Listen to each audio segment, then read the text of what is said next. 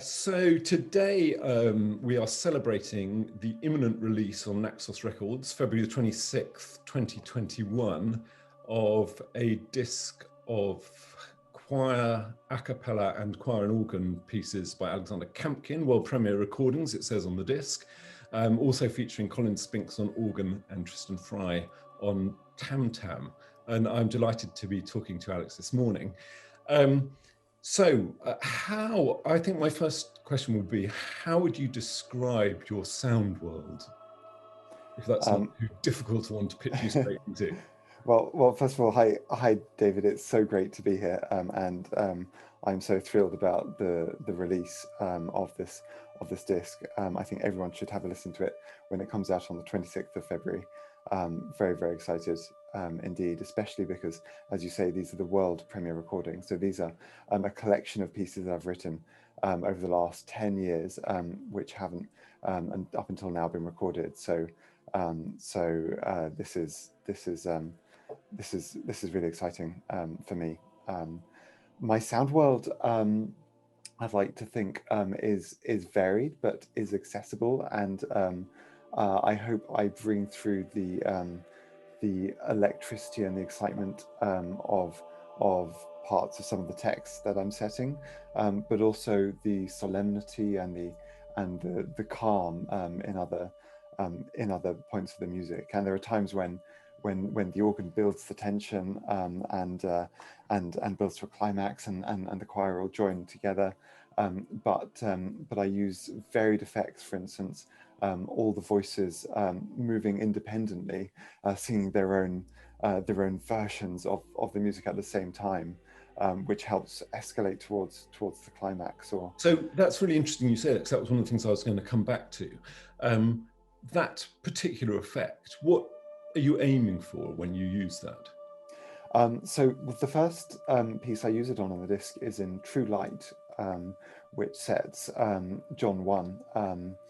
In the beginning was the Word, this very, very important biblical text. And for this, we have two choirs.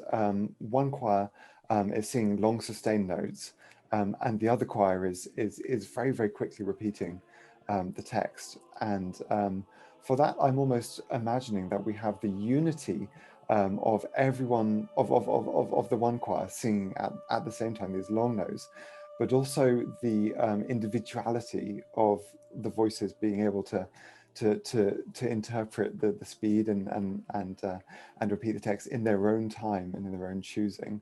So you have the combination of the unity of the one choir with the individuality, hopefully bringing out the meaning of the text. In the beginning was the Word, and the Word was with God. Yeah, I think that works really well, I must say. And I think also it'd be very interesting to hear other choirs sing it, and how different people, because obviously you're sort of more reliant than normal on people actually bringing their own imagination to what they want to say about the words, which I think is very powerful with that text. But I also like in True Light the soprano solo in the second movement, which brings this sort of, it's very poignant, really exquisite writing for the soprano. Not easy writing, but just I wondered how you felt, where that came from, that soprano solo, and what that was particularly saying in that movement. That's a really good point. So the second movement is much more introspective. The text I feel really changes from the sort of statements of the start of John 1 to this middle section. There was a man sent from God whose name was John, and it's almost like we're describing the personal journey and identity of John the Baptist in that section. So it's so much more intimate, and it's just introspective, I think, is a word I come back to again. Yeah, I mean, I found that bit of music incredibly moving, conducting it and just feeling the sound world. And I must say that, just coming back to something you said earlier, when we were performing these pieces, it was amazing how the audience were drawn into the music and drawn into your world. And I think that that's something that I really hope that people, when they hear the CD, will get that same sense that you listen to it, and it's music that grows with each listening. And I think that that's a really, really important thing about particularly new music, obviously, because you want people not to just like encounter it once and then bin it, but actually want to come back to it. And I think that this happens a lot with this music. It's you want to just listen to it again and again. What about the tam tam? What's the tam tam all about?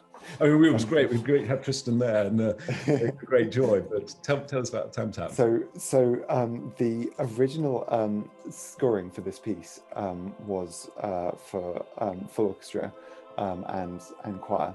And one crucial thing to note about all of the music for this CD is that I've revised it specifically for this recording. I've revised everything. And that was partly because this was the world premiere recording. And I think once it's out there in the world on a commercial recording, you can't change a piece. That it's always the inclination of a composer. Well, perhaps not always, but for me, I think to go back and to revise and perfect and continually change. But obviously, there has to be some point at which you say, no, I can't keep changing this. But also, as I signed a contract with a general publishing contract with Peters, Edition Peters, all of this music is now available with them, and all of my other music for choir that I've ever written. But that was just quite a statement, thinking actually this can no longer be changed because it's been recorded and it's been published. So what I wanted to do was just to reduce the instrumentation to make it more performable by more choirs. So having a chamber version. And I thought, well, which instruments of the full orchestra do I want to take? I could have taken the solo violin, I could have taken the trumpet, it could have been so much, but I just thought, just one tam-tam will actually bring that electricity of the excitement of that opening text. In the beginning was the word. So the most poignant time you hear it is at the beginning with a large crash building to that opening. Yeah. I mean, I think it's amazing. I think it's an amazing effect, and also quite unlike anything I've heard before. It's interesting you should say that about the orchestration. I didn't realise that it was orchestrated first, but I wondered, listening to them, because I felt that some of them had it in them to be orchestrated. I was thinking maybe about the Mass, in fact, which I can really hear with an orchestra, particularly in that Kyrie, some of the staccato effects in that. But I did wonder about the difference for you. I mean, you're obviously composing for instruments as well as voices a lot, and you started out in voices much more and then have moved into orchestra more. Well, actually, my first instrument was viola, and that was always my first love. I did sing from very young age in choirs as well. I did a number of instruments, but it was actually multiple sclerosis that changed that for me, because it then meant that it was very difficult for me to play the viola. But I've always loved singing, as I said, from a young age, and that was it was when I was 17 that I was diagnosed, and that was just when I was going into university. So I got a choral scholarship at Oxford, and I really focused on singing, and composing much really became the number one focus.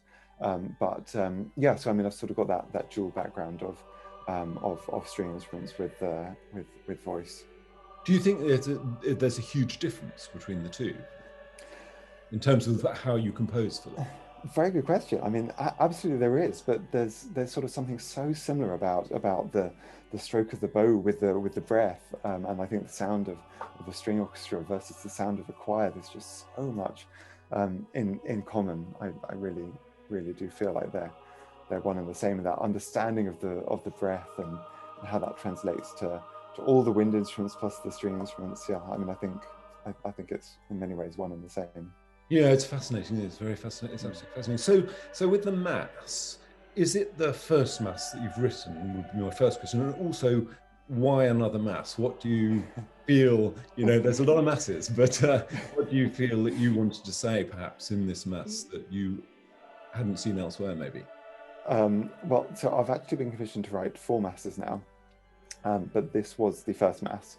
and I'd always wanted to write in that setting, and I was thrilled actually, because this was my one of my first professional commissions, and I was excited that it was commissioned for the wonderful house, the wonderful choir at Pusey House in Oxford. For me, I wanted to really explore the variety of sound worlds. So we start with a Kyrie, with those repeated notes in the organ and the choir. And for that, I was looking for that texture when we have the sustained Kyrie with the second choir just sort of punctuating Kyrie. So you have that combination of sound worlds growing into quite a jubilant Gloria. But for me, I think the heart and soul, the sort of center of the mass, of this mass setting, is the Sanctus and the Benedictus, when we have elements of free time that I was exploring in True Light, when we have voices just moving over each other, singing the text. They are stunning movements, I must say. I think, and the way the Agnus Dei sort of unravels harmonically, chromatically, is really, really beautiful, I must say. Thank you. Yeah, no, I kind of got excited about it. I haven't had them delivered yet, but I'm looking forward to listening to it all again. So, and then from a sort of a different perspective altogether, we have your setting of your first kiss setting, which comes from quite a different place. It certainly does. So this is a really different text. We look back to the 2nd century, to a Greek poet and philosopher named Strato, and for this text, it's so different to the secular, to the sacred texts that we see in the other movements. But this was another piece which was originally written for orchestra, so string orchestra, in fact, Baroque string orchestra, and double choir. I think, well, I mean, I'd love to hear more about how you would describe those, how sort of one sound kind of blends into another. Well, I mean, I think it's really extraordinarily sensual writing, I've got to say. It has there's no two ways about it. And I think, you know, the way the voices entwine and move in and out, we were really focusing when I got the score and I was starting to work on it with the choir. I was like, look, you've got to do exactly what is written here. If there's a crescendo, you must not merge with someone else's crescendo. These voices have to start to entwine, and that was hard initially, because people are used to, if something starts to come up, they'll go with it. But once you get that, I think people will love this piece. So I think it's a fantastic piece. I'd love to hear it with the strings as well. That would be very interesting, very different. If we ever find a big enough space to point, I mean, that would be marvelous. But what is fabulous about this is the journey and the architecture of the piece. I think people will hear that, this sort of, from something sort of small, and which the voices sort of creep in, and then it builds and builds and builds, and then just we have a fantastic climax. It is I think it's a marvelous piece of music. I love it. I really love it. And the choir loved singing it as well. So interestingly, for other choirs, that's something that is, for choirs who really want to have something that's different in a program, that is going to sort of really wow the audience. I would highly recommend that. It's often hard, I think, also to find really good secular writing. There's a lot more sacred writing around, and it's nice to have that. I thought that was marvelous. That was what I would say about it. That's so kind of you. That really is, and it's fascinating knowing your insight as a conductor, having worked with this piece. I mean, I think in a way it almost comes more from string writing, to be honest, than from vocal writing. And what I do is the lines. Well, the piece sort of starts from nothing and it builds from a massive climax and it ends with nothing. That's the architecture you're describing. But how the different sounds sort of blend into each other, how I ask a singer to start from nothing. It's very easy to do on the violin, but it's very, very difficult for voice, and I think makes it quite unusual in a way. It is, absolutely. It is difficult, and I think that most of our singers would say they came out of this technically better when they went in, because there was things asked of them that I was saying, look, you've got to do this. You've just got to work it out. You've got to take it home and practice it. And particularly, things like the changing of the vowels in the middles, one vowel merging into the other. But I think for me, it also has a very human effect. Of things that you're not in stasis in the vowel, but things are actually moving all the time with the breath, with the body. And I think that's interesting. I think that comes across in a lot of your writing, actually, that there's a lot of humanity in it. And I think that's what the audience responded to as well. That interesting. There's a real truth. And I think that's hard. It doesn't feel like you're writing for effect, which I think is great. It's so lovely to hear. And I think I was thinking of the shorter anthem, the O Lord, in Thee Is All My Trust. That's an anthem I think a lot of choirs and cathedral choirs as well could take up, and is a really good, because some of these are relatively long, but that's relatively short. Was that earlier or later when you wrote that one? So I wrote this in 2013, originally as a different setting for a competition that was held by Greyfriars Kirk, and it won the competition. But I actually changed the text. I wasn't happy with that original text, so I found a new text and rewrote it for this, which was quite an unusual change for me. But originally the text was from Psalm 16, "Preserve me, O God," and I just sort of felt that the text it just wasn't right. So I rewrote it with this different text. Well, I really think it works terribly well now.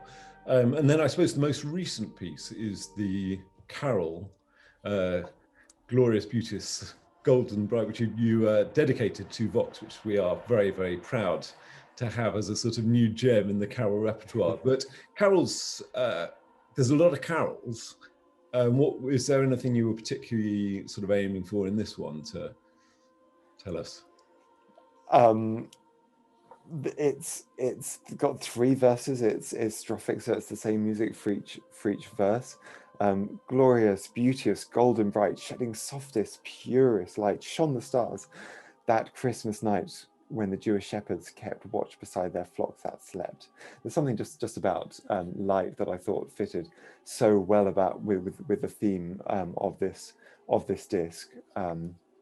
Beginning with true light and ending with glorious, beauteous, golden bright, purest light. So I thought it worked well. It did. It worked very, and I have to say also for any choirs singing any of this music, when Alex came along to one of our rehearsals, it helped our singers enormously. And I think one of the real beauties of having a composer who is alive is to actually be able to engage with them in the process of developing the sound world. So just a couple of final questions, maybe.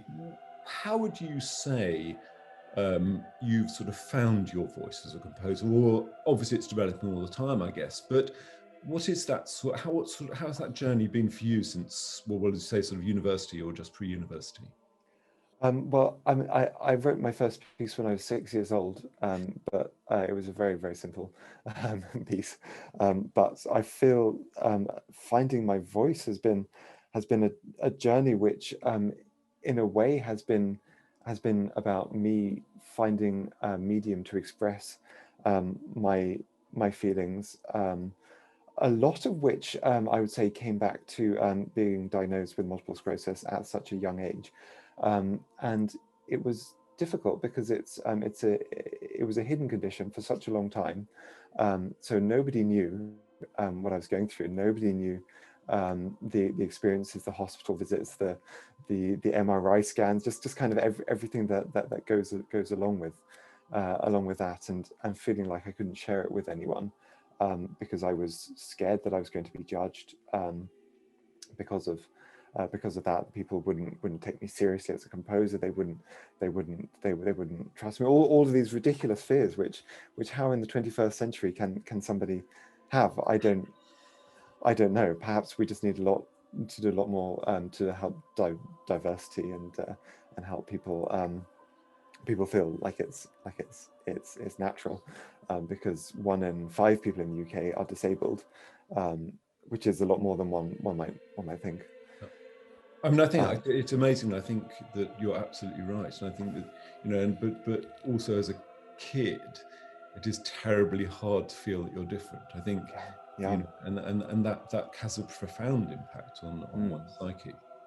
But I think that through composing, I found that I had an outlet, and I didn't feel like I wanted to do something different for the sake of being different. I just found my voice especially writing for singers, for choirs, was just what I wanted to say, and I was suddenly able to say it, and people would listen, and sometimes they'd like it, and they'd commission more works, and for me that was just a wonderful journey, and it continues to be extraordinary that I can say something, and I can tell say emotional journeys, and people can be moved by it.